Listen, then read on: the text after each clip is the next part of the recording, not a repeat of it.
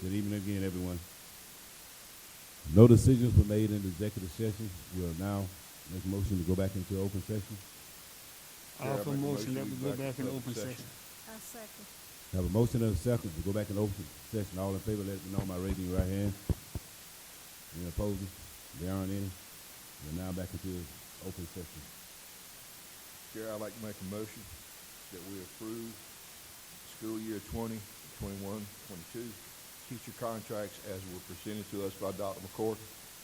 There's a Second. motion on the floor and a second to approve the 2021, 2022 teachers contract. Any questions? All in favor, let me know by raising your right hand. Any opposed? There aren't any. Majority. Points of celebration. Okay, I'm going to excitedly ask that Coach Brace, is he in there? Oh, he looks like a youngster since he got his hair cut. I'm going to ask Coach Brace to come up and introduce the team, and if you all would please stand and join me as we celebrate the 2021 Class 3A basketball men's champion. Let's give them a round of applause.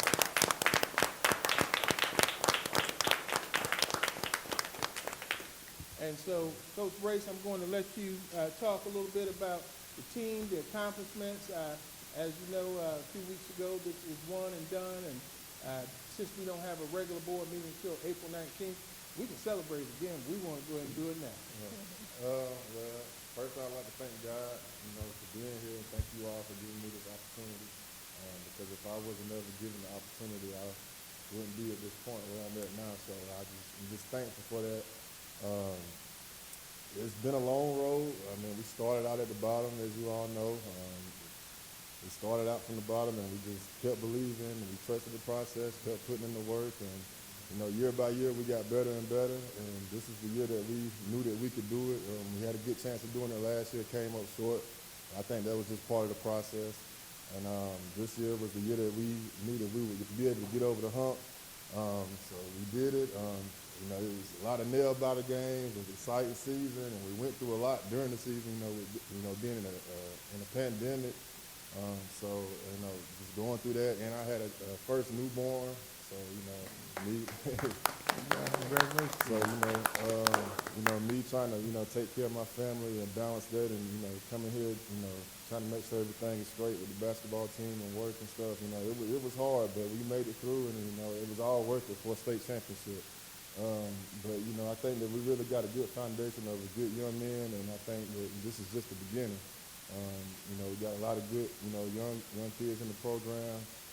It's exciting that, we achieved this accomplishment, but I know that they're still hungry for more. I know that they appreciate how the community showed their support, how they did, and, it was just an overwhelming feeling. It was a wonderful feeling. I never experienced a state championship in high school. I was actually one game away from playing Marlboro County in the state championship the last time that they went. And so it's just crazy that I'm here coaching now and we've won a state championship. But I just talk more about these boys because they're the one that put in all the work and went out there and played. So I just introduced them one by one. We got Junior, Keon, Adam. Let me get him stand up. Senior, Devontae Oliver. And senior, Tyler. Junior, Kamari.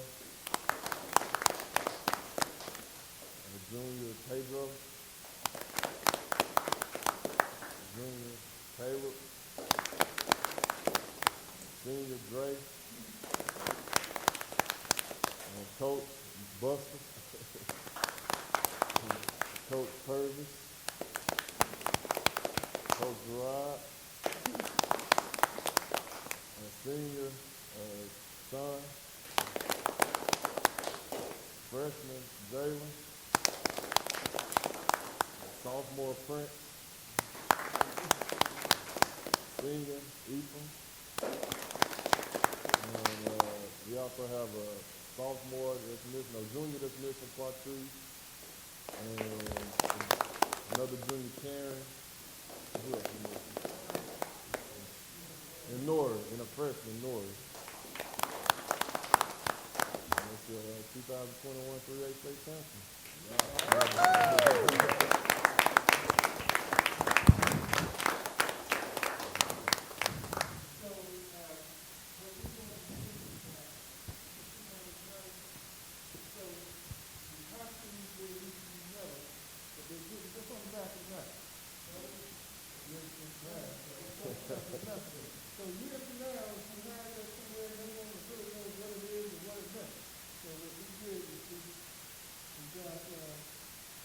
Got some little nameplates that you can put on the back of it. Okay.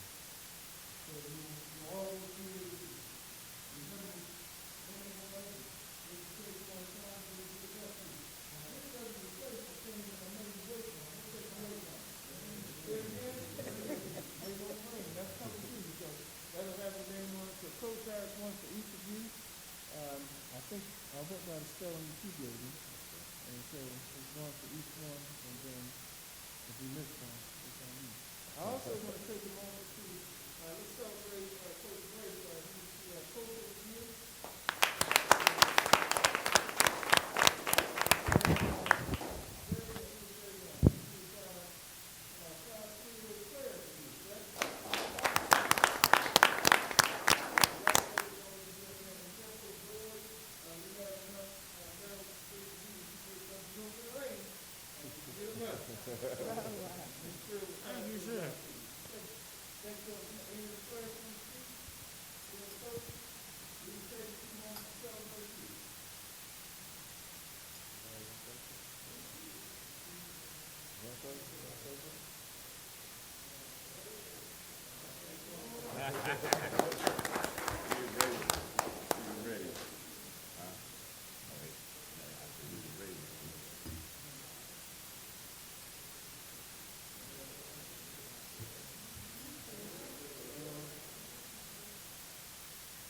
So that I'm proud as a team as a whole, how we got here, and it took a lot for us to get where we're at now.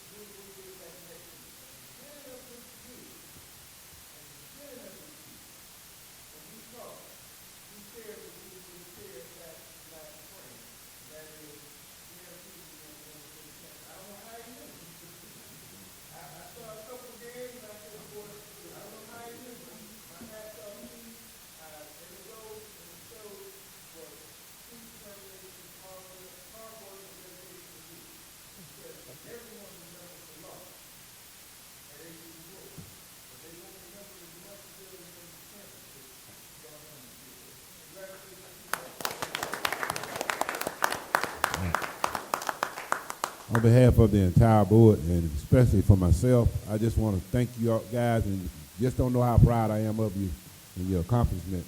I have to go to work every day and work with people from Chesterfield County, Hartsfield, Darlington, Florence, Scotland County. Well, I'm going to work. When I get back to work, I'm going with a state.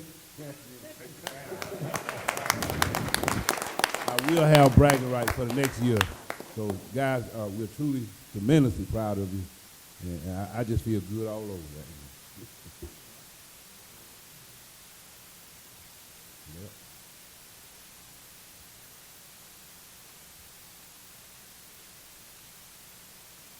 Good evening, everybody. I think it was a few days back when I began to take a look over the season and things that occurred. I didn't even share it with nobody, Coach Brace or nothing, but I'm quite sure he'll remember certain things we understand numbers have meaning.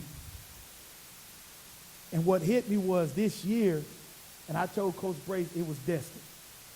Me and Coach Gerard talked about it since day one. We talked about it.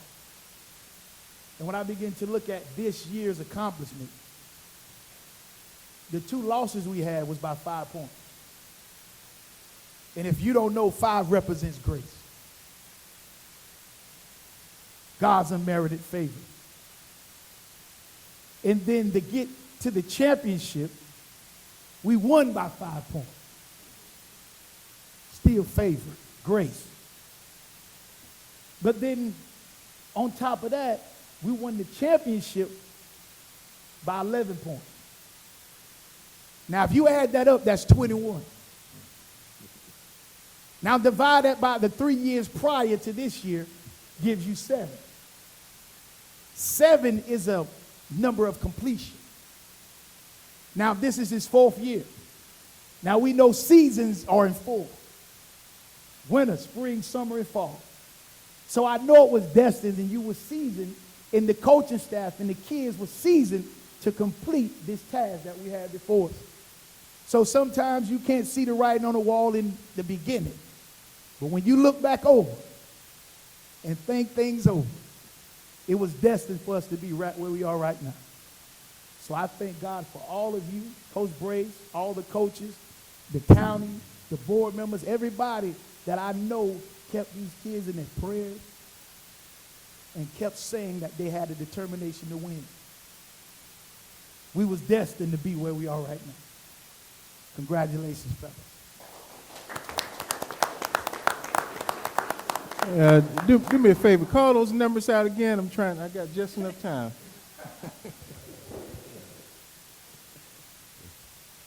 Thank you all so much.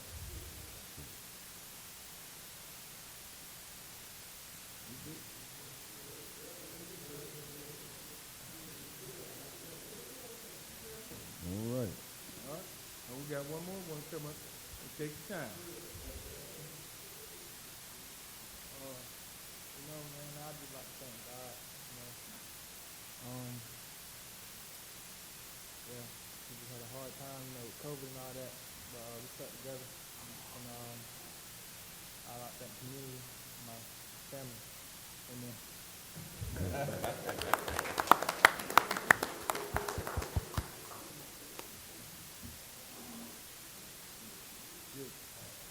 All right. Thank you, guys. Thank you. Congratulations.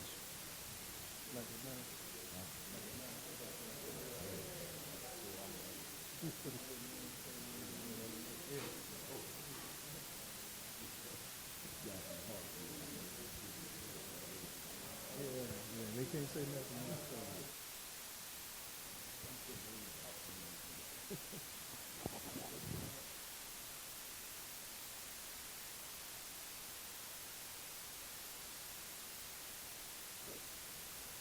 All righty. Back to the board. Board item for discussion. There will be no public comments today. We will resume our next regular scheduled board meeting. Board item for discussion, superintendent's report. Goal 3, fiscal responsibility. Thank you. At this time, I'm going to have Sharon Hubbard, our CFO, come forward and we'll get the lights. She is going to present a draft. And what I mean by draft, this is, as you all know, the beginning of the budget season. And so we start off by giving you preliminary talks. And from that point, there's a lot of discussion. And between here and the second meeting in June, we will finalize our budget. So this is information that I think everyone should be prepared to receive with full well knowledge of knowing that this is a draft, and we will continue until we get it right. Thank you, Dr. McCord. Good evening to our Board of Trustees, Superintendent McCord. This is our first budget work session, and I would like to start out with, before we get into the budget workshop, would like to talk about the teacher step increase that has been funded by the state.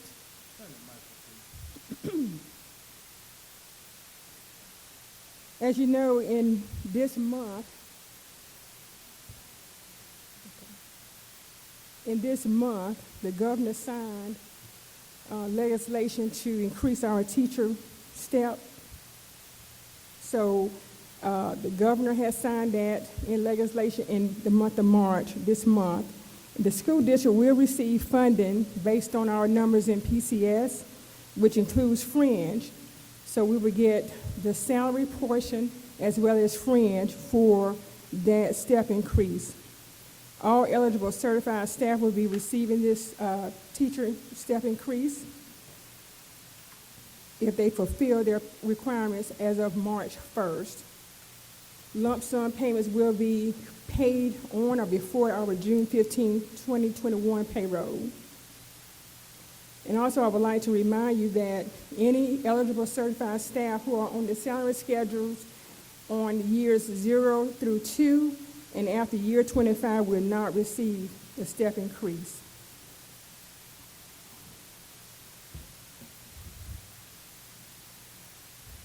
Now, we do have employees that are not covered under this legislation, age 3609, like principals, assistant principals, directors who are certified, as well as our non-certified staff being custodians, food service staff, bus drivers, TAs, and as such. If we were to pay a step increase for those individuals, that would be the cost. Certified staff, $61,000. Non-certified staff, $178,000.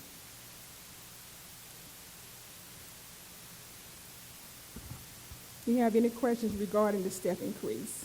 I do want to note, too, that this money will come from this current year's budget. So when the money goes out on June 15th, this isn't reimbursed. We actually pay this out of our general funds on June 15th. This is the total cost. Yes, sir. That's step increase plus benefits. Okay, so for our budget workshop, we'd like to talk about our budget priorities for next year's budget. We want to bridge the gap in learning loss in those core areas, including attendance. We also want to provide a safe and conducive learning environment throughout the district due to our pandemic that's going on now. And we plan to address those priorities in our ESSER 2 funding, which we are slated to receive $8.8 million. In this budget, we also want to provide a living wage for all employees so that we can attract and retain highly qualified staff. We also want to implement competitive pay scales to recognize degree advancements for all certified positions. And we also are going to be restoring our retiree salaries completely.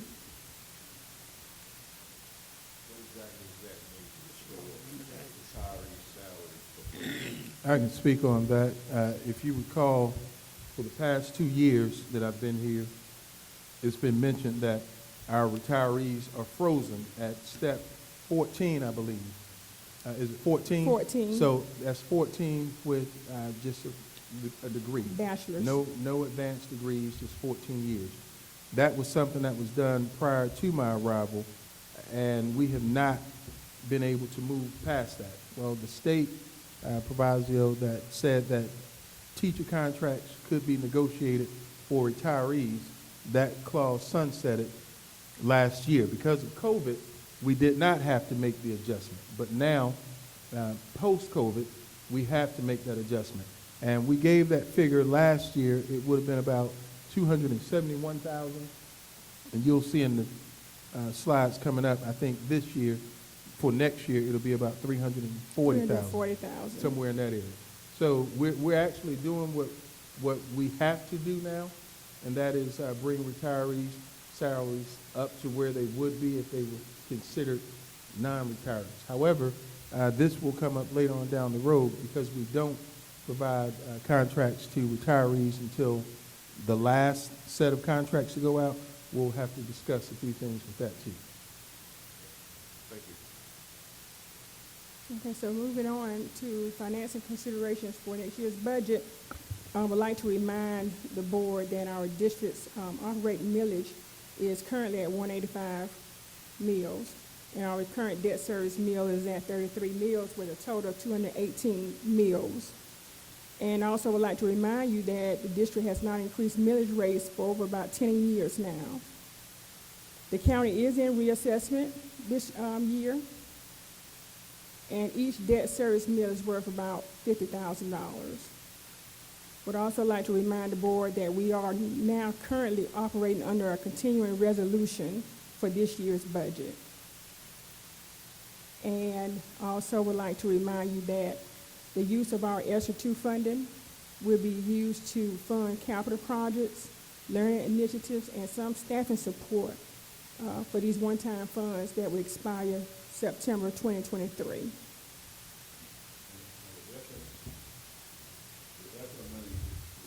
Yeah, talking to the microphone. The ESSER funding money can only be used for capital projects, right, or for, No, ESSER money, if you remember, it started out with 12 pots, and then they added 3 additional pots. And so we're going to try to address as much as we can with the ESSER money. The state has provided us what I call broad flexibility in how we spend these monies. If you go back to maybe it was around November, December, we shared with you the amount that we received for the first ESSER 1 money, and then the second round ESSER money, we received almost $9 million. And so we're trying to make as much do with that as we can with the 15 different pots. And so many of the things that we'll talk about as we continue on, and when I say continue on for the next couple of months, they will be addressed using ESSER money, which is a benefit to us because it does not come out of general fund, which allows us to hold our money and expend the ESSER account. So that too will come as part of our conversations as we move forward. And there are some capital projects that we are completing. If you go back and if you recall last board meeting when it was approved for us to do the football stadium, the monies that we had allocated to complete that project, because we're able to use ESSER funds for windows, HVAC systems, doors, the things that we had appropriated the funds for, that allowed us to free that money up. Now that money could only be used for capital projects. ESSER money can be used for more than capital projects, but you'll see we are using it for capital projects, and that's where that flexibility comes. Could you give me an example when it says some staffing support on what that might entail? What kind of staffing are we talking about? So, and I'm just going to give you a broad example for learning loss. Let's say we wanted to, because of the data reflects, we wanted to decrease class sizes. So as you all know, and if you don't, you'll see this in our presentations over the next few months, the student enrollment is declining. So when student enrollment declines, guess what also declines? The money. So in order for us to not lose staff positions, we may fund some of these teaching positions so that we don't continue with the learning loss.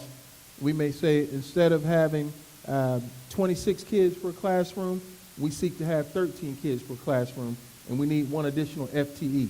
So the cost for a teacher, cost for salary and benefits would come out of the ESSER funds. Okay. And we have a broad umbrella for which we can use that as well. And again, as we continue to learn, we plan to do that. We have the flexibility to adjust and amend as is approved, and we're going to make the most of that $9 million. I can promise you that. So this is our projected revenue for 21 and 22. We started with a budget this year of $34,818,102, and our projected revenue for next year's budget is $35,518,930, and it's divided into local, state, and federal funds. Ad valorem taxes and penalty and interest, revenue in lieu of taxes. Those numbers are the same because we don't have those numbers yet from the county. Our state, however, we do have some numbers on our EFA and our fringe and salary reimbursements and state shared tax revenue, which include our tier 1, 2, and 3 money, our merchant inventory and other state revenues, and then our retirement credit. We don't receive that revenue projection until July, August. So we are estimating that we're going to receive the same as this year. Our indirect costs, which is derived from our federal programs that we have in-house, we also estimate that to be as 2021 projection of $275,000. So our increases are in the state funding, slight increases.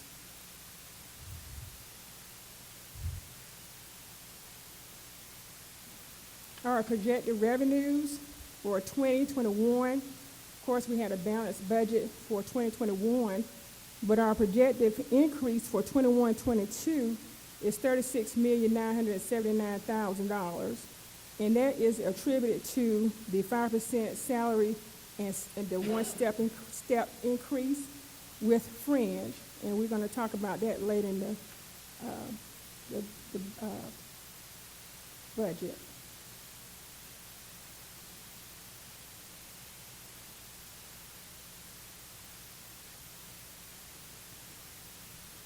This is just a breakdown, another breakdown for expenditures by location. Our pre-K through 8 schools with our high school and vocational and other, which includes district. See that total for $34,818,000 for 2021 year, and we project to expend $36,979,000 for 21-22. When you talk about the other, what are you talking about? I can't hear you. The 7 million, what would the other be? Other be like our district office. Those are locations now, district office, annex building. Okay, so Yeah. you're saying it would cost about that much to run those buildings? for That the is year. correct. Right, and you'll see a more detailed breakdown. We have fixed costs that you'll see, again, as we flesh this out. This is just the beginning, but it gets more detailed as we go along with it. Okay. And what we can do for the two new board members, Ms. Hubbard, is provide them with a copy of last year's board approved budget, so they can see, I mean, it's a lot of numbers about this thick, but at the end of the day, you want to see it do this. We'll get those to you tomorrow, when we have them available. I'll write a note.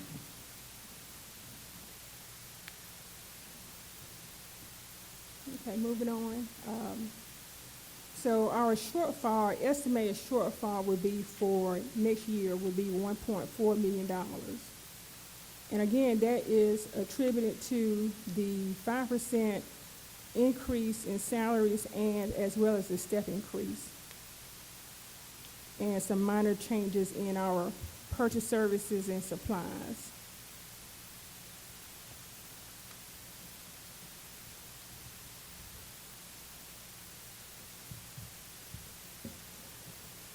Okay, so this is the cost for our certified, non-certified 5% raise. The school district's cost for the 5% raise for all staff is $1.3 million, of which a 5% raise for certified staff will equate to approximately $947,000, which also includes benefits. So the total cost of the step increase and the 5% raise is approximately a little over $2 million.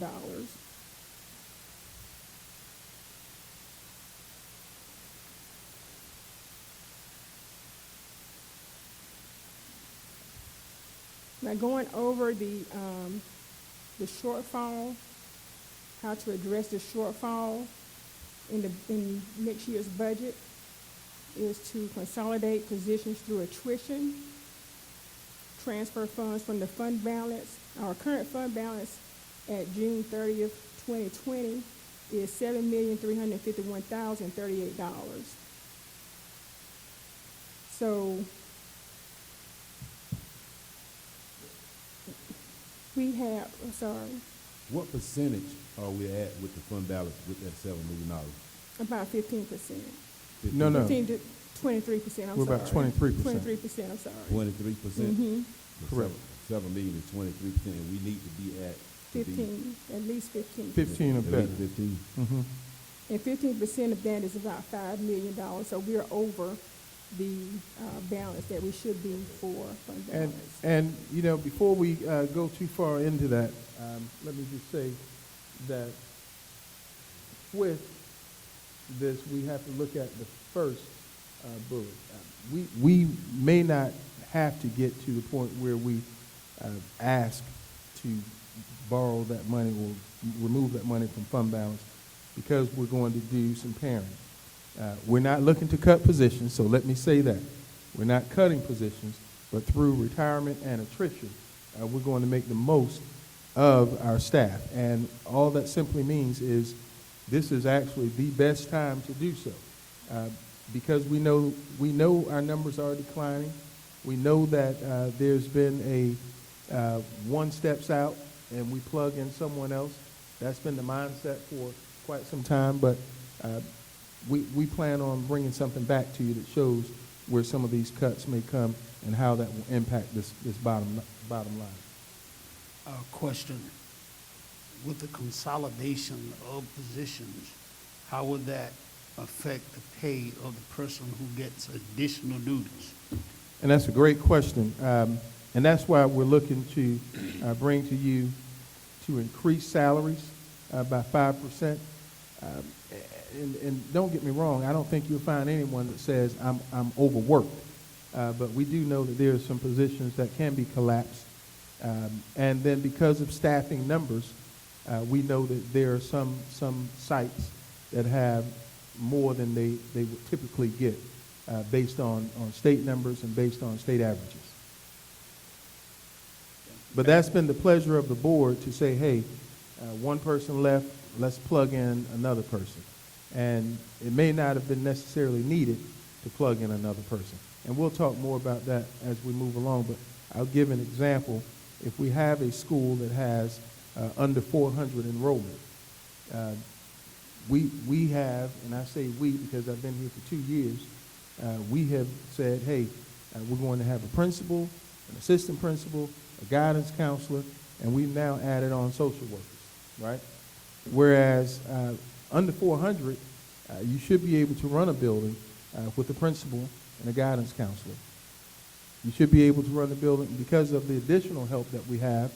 We have social workers now. We also have parent educators that are helping and assisting our principals. And so these are just the things to think about, not to go into great detail about it, but those are some things that'll be presented to you as we continue to move forward. As we have addressed our budgets, this budget will work either way, whether we go back in school full-time or whether we're just like we are before. We go back into our COVID mode as far as, Yes, someone sir. being home 2 days. This budget will address it either way, is what we're doing, right? Yes, sir. Correct. Also, would like to remind you that the general fund purchasing cutoff is March 31st, 2021.